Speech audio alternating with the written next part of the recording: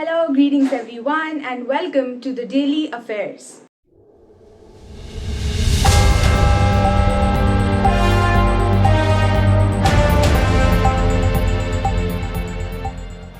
Here, you will be getting all the front page updates of the day quite informatively.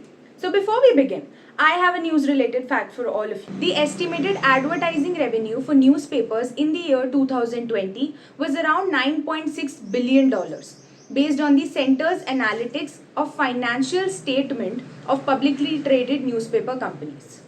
So, without any further ado, let's get started with our first news of the day.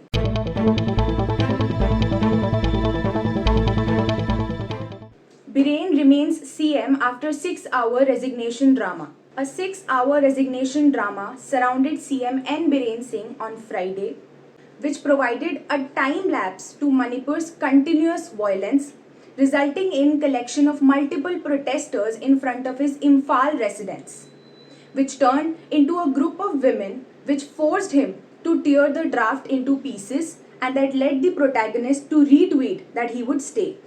CM Biren Singh was heading to Raj Bhavan to submit his resignation to the governor, where his vehicles were stopped by a group of protesters which forced him to stay there. He tried to convince them, but many of them were elderly women who decided not to budge from their decision. The chief minister then had to take a U-turn back to his residence, leaving the stage for more drama. Shah trains gun on Gehlot for Kanhaiya beheading. Union Home Minister Amit Shah told a fully packed rally in Udaipur that the two-man holding butcher knife who killed Kanhaiya Lal, the local tailor of Udaipur, would have been hanged by now if the Ashok Gehlot-led Congress government would have set a special court.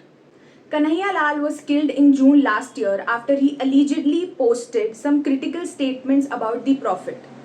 This case is now being handled by National Investigation Agency NIA. Now the Congress leaders are questioning me about what I did for Kanhaiya Lal. The state did not provide him any kind of protection. Police remained silent, not even trying to nab the murderers. The NIA was the one who arrested them. Gehlot ji should not spread false rumors that no charge sheet was filed against them. The charge sheet was filed on December 22nd of 2022. Congress should be ashamed of their vote bank politics. These statements were put forward by Union Minister Amit Shah during his Udaipur rally. On Shah's statement upon Kanhaiya Lal's death, former CM Vasundhara Raje quoted that Udaipur is Rajasthan's Kashmir, which has stopped fighting upon terrorism under the leadership of CM Ashok Gehlot. Whole Rajasthan was taken aback after this incident, but Gehlot is busy appeasing and politicizing this incident.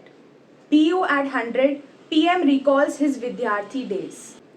Talking about Instagram Reels, mentioning multiple OTT series, talking about momos at Hudson Lane and tea at Patel Chest Institute, Prime Minister Modi explains his familiarity with Delhi University. At the validatory ceremony of centenary celebrations on Friday, Modi said that for him, coming to DU was as important as it is for college students to attend college festivals. When I received invitation from DU, I knew I had to come, Modi stated with a huge round of applause. We just watched a film on 100 years of DU, but I know the people here could tell us a lot more about DU's history. I have known people from Delhi University from my Vidyarthi days. I know I would meet them, that's why I came here. They are big people now, but I wanted to meet my old friends, stated Prime Minister Narendra Modi.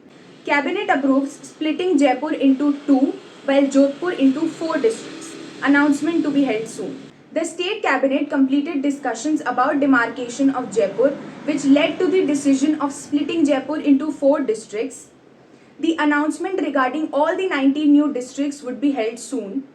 After the state cabinet meeting, which was held under the leadership of CM Ashok Gehlot, Cabinet Minister Pratap Singh Khacharyawaz told the journalist that Jaipur would be divided into 4 districts, namely Jaipur, Jaipur Rural, Dudu and Kotputli Behror, while Jodhpur would be demarcated into 2 separate districts, Jodhpur and Jodhpur Rural. The reports about Ram Lubhia committee to be set up for the formation of new districts received from different areas were discussed at the cabinet meeting, in which Gehlot said These new districts would give rise to states' development and common citizen convenience. Raise women's marriage age, says Uttarakhand's UCC draft. With a debatable issue going on around the country regarding the implementation of Uniform Civil Code and its current mention by Prime Minister Narendra Modi in Madhya Pradesh, led to Uttarakhand's government to create its own UCC draft upon the idea of live-ins and increasing the marriageable age for women was drafted by a panel of 5 members along with the state government of Uttarakhand. Our emphasis is to ensure gender equality, keeping women, children and disabled people in mind, stated the head of the committee, Supreme Court Judge Justice Ranjana Desai, upon the completion of this draft after the announcement to New Delhi. That's it with all the front page news. See you in the next video. Stay tuned.